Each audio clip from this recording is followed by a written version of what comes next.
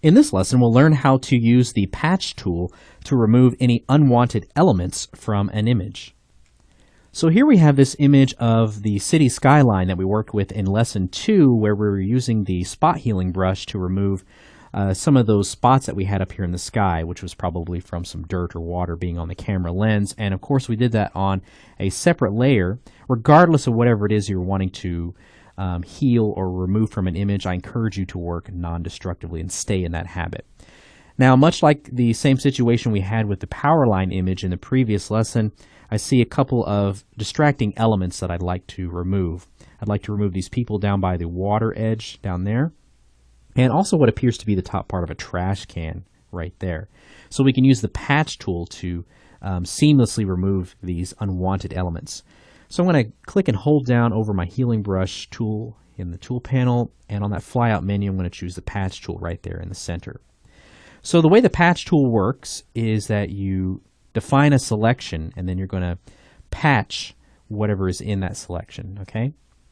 And so you don't have to use the patch tool to draw your selection. You could use the lasso tool, or you could define a selection using a quick mask, but you can just as easily draw your selection with the patch tool. So you can see that little pointer right there where you're leading that selection as you draw it. And so we have our selection right there.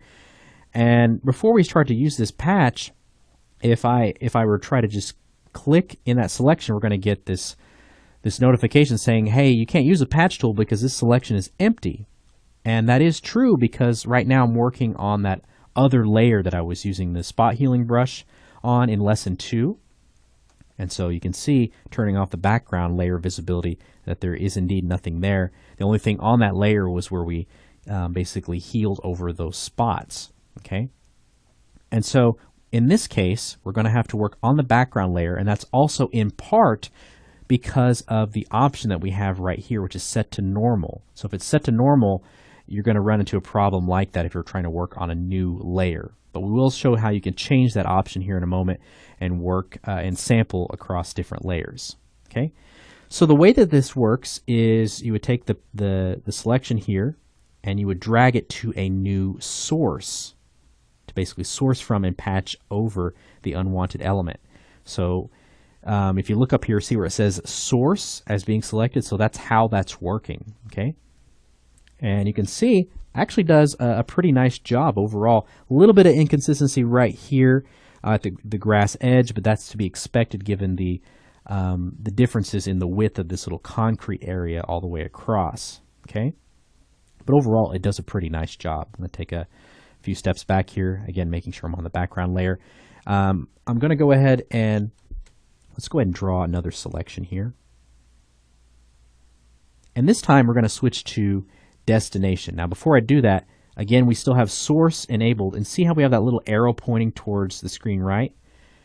If we change it to destination, that arrow is pointing the opposite way. So now with this option, you can think of kind of working in reverse. It's just another way of working, another way of having just a different level of control.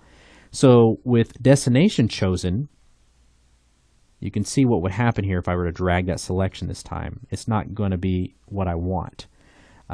You're basically taking that selection, moving it to a new destination. So I don't want to duplicate an unwanted element. So what I actually want to go ahead and do is draw a selection over here off to the side, and I'm going to drag that to the new destination, which is on top of the unwanted element, which is those people. And I may want to try that one more time just to line it up a little bit better. Okay.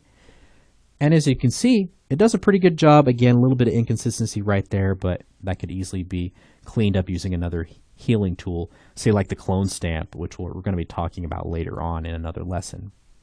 Okay. All right. So not too bad. Now I'm going to take a few steps back here. Let's talk about switching this from normal to content aware. So just clicking on that little arrow right there. So now we can work kind of like what we did with the spot healing and healing brushes. And that's because we now have a new set of options here, one of which is sample all layers. Go ahead and check mark that. And now if I want, I can create a new layer.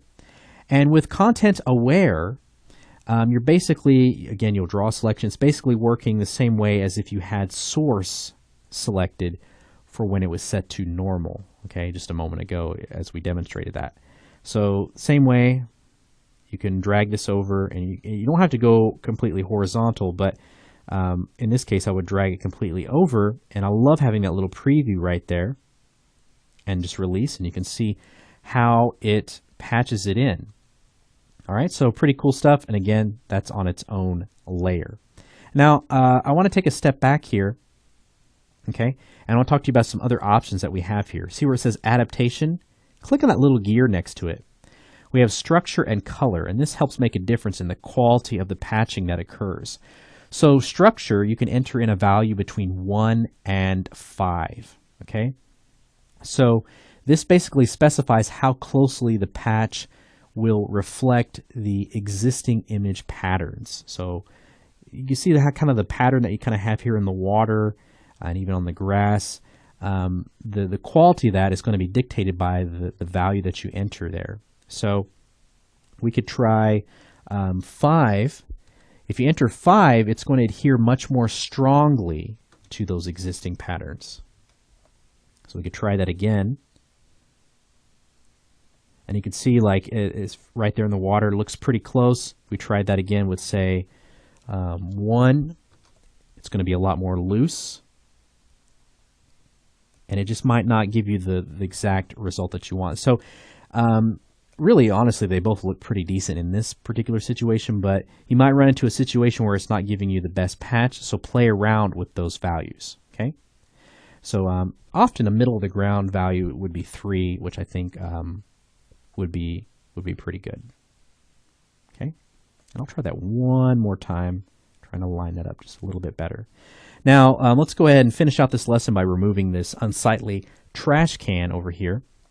So again, I would draw a selection around here, and we're going to talk about this other option that we have up here under adaptation. But notice how it's a little bit darker right here than it is, say, right here. And so if I were to drag this over here, you can see it didn't give me the best patch possible as far as the color matching goes.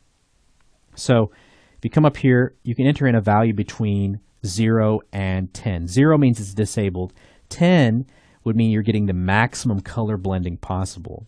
So often you can find kind of a good result with just a middle of the road of a value of 5. So try that. And just as before, I'll drag that selection over. And you can see how it kind of matches that just a little bit better right there. Okay?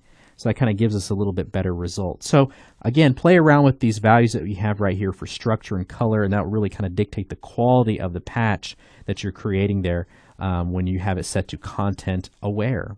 Okay? And again, we're working non-destructively, so you can kind of make that comparison to kind of see how everything looks there. So we've successfully removed some distracting elements from this image using the patch tool.